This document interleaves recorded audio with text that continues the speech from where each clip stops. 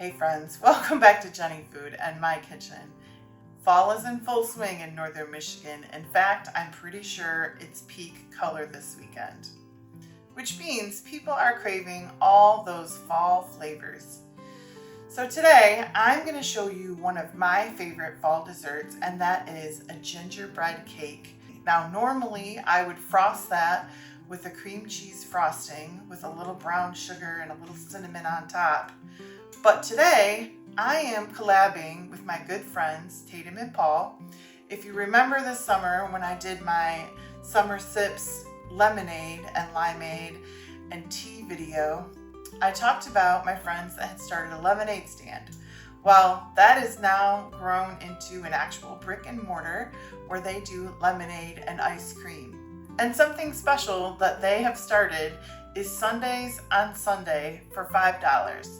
So today I thought it would be fun to collab with them using my gingerbread cake and their apple crisp ice cream to make today's sundae. So let's get baking this gingerbread cake. The first thing we're going to do is I have a half a cup of boiling water in this little pan that we boiled on the stove. And to that I am going to add 3/4 cup. Now I'm going to have to use, that's a half a cup, and then we will do half of that of molasses. So water and molasses goes into this bowl. We'll just clean that out. And then we are just going to kind of give this a whisk together. And that is the start. And that'll start to cool down a little bit as we put the rest of our ingredients together. And we're going to start by doing our dry ingredients into a bowl, mixing those, and then we will add them to our wet ingredients with our molasses and water. So I need 2 3/4 cups. My flour bowl, I just refilled my flour bowl. It's pretty darn full. I knew that was going to happen. All right, there's 1.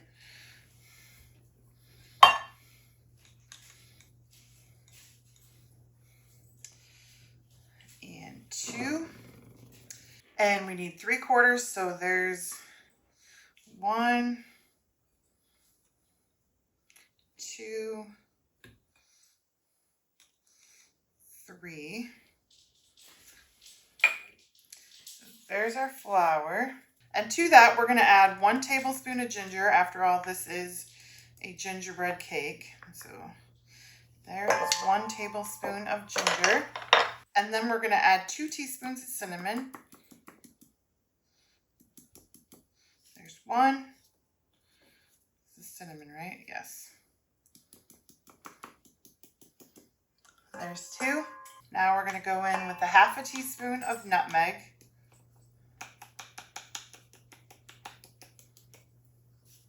Now, normally the recipe calls for a 1/4 teaspoon of ground cloves, but I searched high and low. I thought I had some, but I guess I don't. So we're just going to omit that. But a 1/4 teaspoon of ground cloves would go in this if you have them. And then we need 1 teaspoon of baking powder, 3/4 teaspoon of baking soda. So I'm going to do 1, 2, and 3 of those.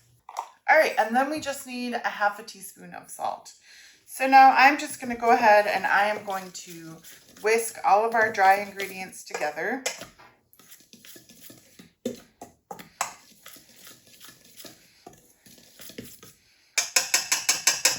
And then we will set those aside and get going on our wet ingredients. In this bowl, I've got butter melting on the stove, and that is 3/4 cup. But I am going to go ahead and I'm going to put my 3 eggs in here.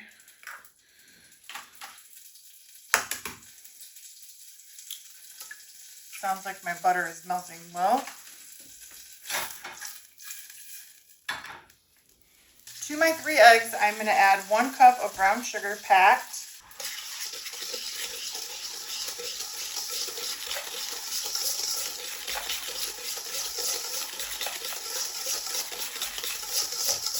I'm just going to go ahead and whisk these eggs into that brown sugar, and then we will add the melted butter once it kind of cools just a little bit.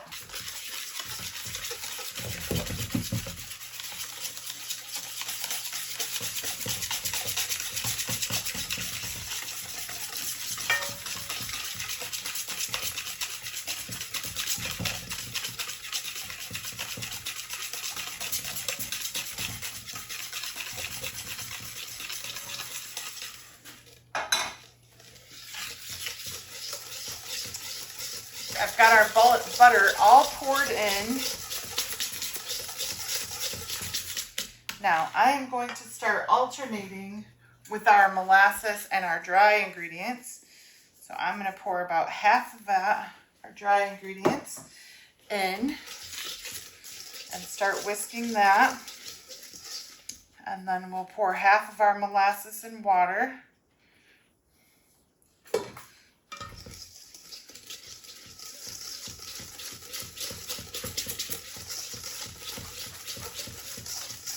And I'm just whisking away.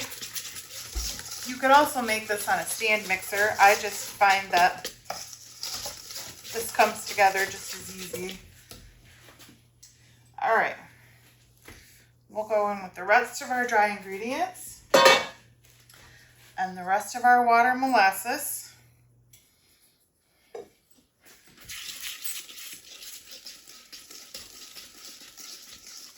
Whoa.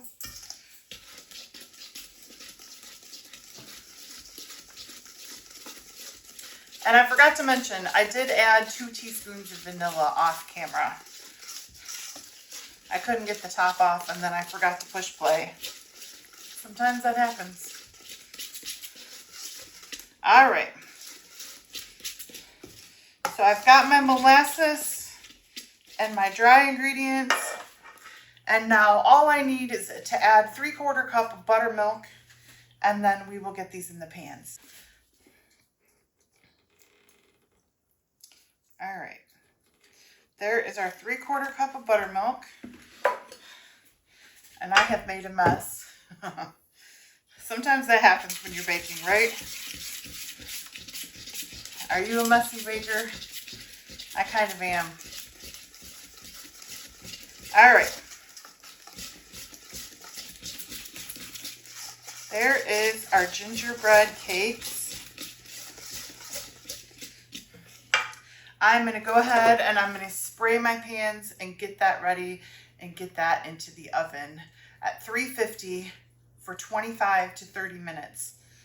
All right, I'm just going to put that batter into our pans. And I like to do batter a cup at a time just so I can make sure it's as even as I can get it. Whoops.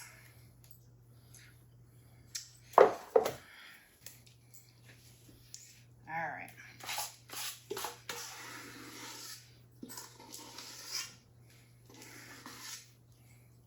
All right, I've got my cakes into the pans. Now, normally this recipe calls to be made in an 8x8 pan for a layer cake. I went ahead and I'm using 9x9 because I want kind of that thinner cake for the ice cream sundae. I don't want a thick piece of cake. So we're gonna get these in the oven. All right, friends, it is much later in the day. I am just home from church and our cakes came out just before I left. And so these are nice and cooled and super moist. This cake is actually like really good. It's very, almost sticky, the top of it. So good.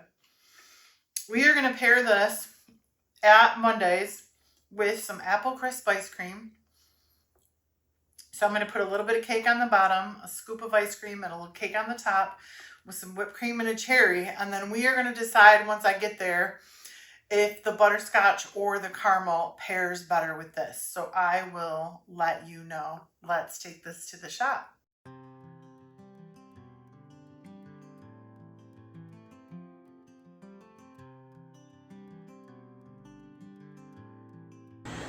All right, friends, here we are. The finished product, the apple snap gingerbread butterscotch apple crisp ice cream. course, a little whip whip and a cherry on top. Going in for the taste. Woo. I have a feeling that this is going to taste like fall in a bite. Yep.